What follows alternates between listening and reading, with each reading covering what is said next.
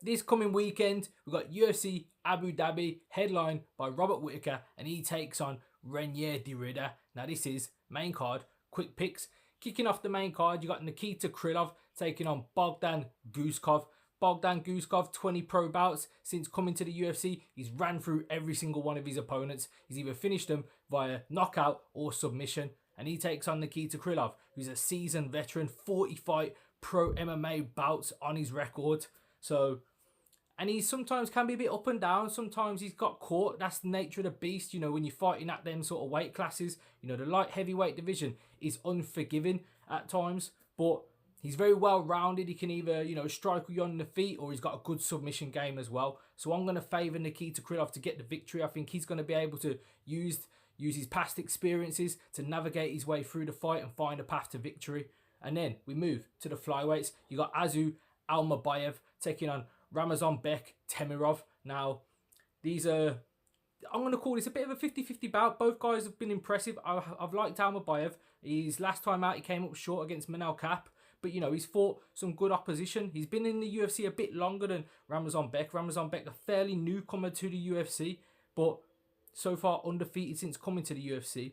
Last time out, he defeated Charles Johnson via decision, which is a common opponent between the two. Both guys have faced Charles Johnson and both guys have defeated him via decision. But I'm going to lean towards Almabayev in this fight because he's been in the UFC for quite some time. He's been in the UFC for a couple of years now. So I'm going to lean towards him. I think he's got the more experience against a higher level opposition. So I think he's going to be able to find a path to victory against Ramazanbek.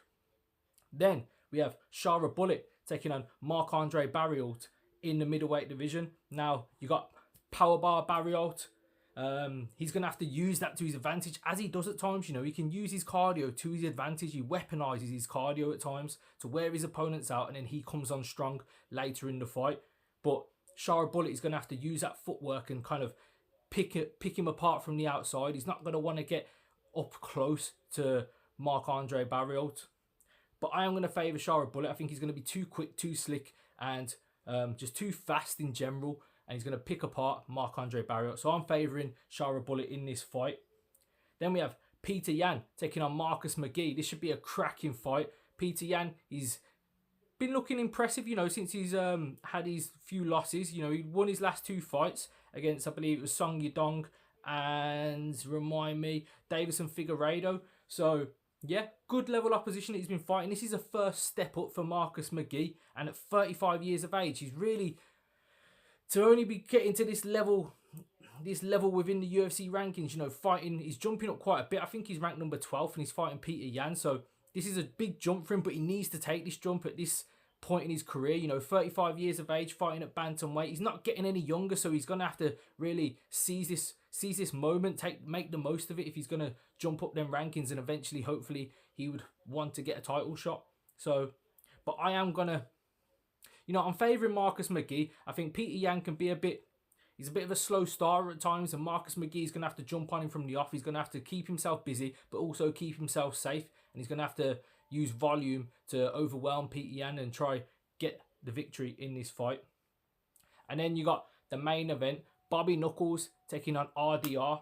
Now, I'll be honest, big fan of Bobby Knuckles, so maybe I'm slightly biased, but in general, I am favouring Bobby Knuckles anyway. You know, he's fought in the UFC for a long time to this point, and RDR, all credit to him. You know, he's a black belt in judo, a black belt in jiu-jitsu, a two-weight world champion in one championship in the middleweight and the light heavyweight division. So that is an impressive feat in itself. And since coming to the UFC, you know, he's submitted Gerald Meerschaert, submitted Kevin Holland, and he just defeated Bo Nickel. And no disrespect to any of them, they're not Bobby Knuckles. And I highly doubt the level of opposition in one championship was Bobby Knuckles. So for that reason, I am favouring Robert Whittaker to get the victory. You know, what I've seen of RDR, he's a bit clunky at times, but he makes it work. But Bobby Knuckles is a slick operator. You know, he bounces around, stays light on his feet, and he explodes in and out of range when he sees fit to do so. So I'm going to favour Bobby Knuckles to get the victory, utilise his footwork, pick and choose when he wants to attack, and make easy work of RDR. That is my opinion. Let me know what your thoughts are in the comment section below. Make sure you're following the page also. And just so you know, this is an early card for any of us UK fans. I think the prelims start at 5, main card starts at 8. So make sure you're tuning in. I know I will be. So yeah, catch you in the next one. Peace.